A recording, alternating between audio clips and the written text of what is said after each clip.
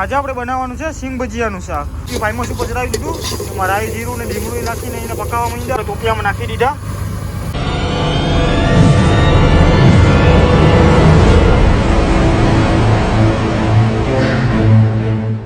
Good evening. આજે આપણે રવિવાર છે એટલે અમારે સિંગ ભજીયાનું શાક બનાવવાનું છે. એટલે આપણે ડુંગળીને બધી મોરાઈ સિંગ ભજીયામાં નાખવા માટે શાકમાં આપણે જો સિંગ ભજીયા પણ આગળ લઈ આવ્યા. 2 લીંબુવાળા છે, એક તીખા સિંગ ભજીયા છે ને એક કટક બટક છે. દરિયામાં આપણી પાસે આટલી જ વસ્તુ છે, એમાં ચલાવી લઈએ. આ મળીએ આગળ વિડીયો. આજે આપણે બનાવવાનું છે સિંગ ભજીયાનું શાક.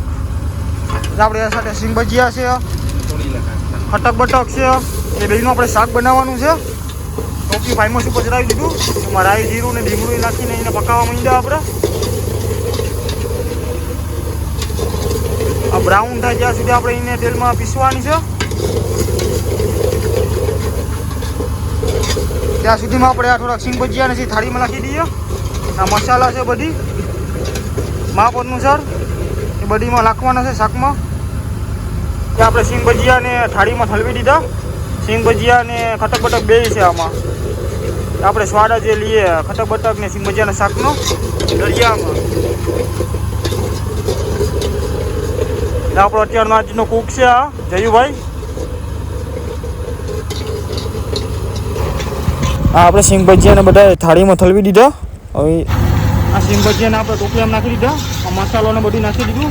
થોડી વારમાં તેલમાં પકાવવા દઈએ આપણે એમાં ઉપર. હવે થોડું પાણી નાખી દેવું.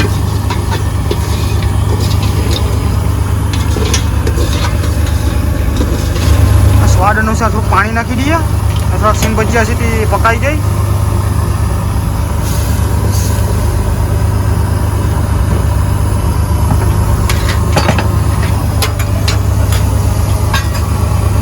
પકાવા દઈએ. A few moments later. Finally આપણું સિંગ ભજીયાનું શાક બનીને તૈયાર થઈ ગયું છે. વિડીયો ગમે તો લાઈક ને ફોલો કરી લેજો. મળીએ બીજા વિડીયોમાં.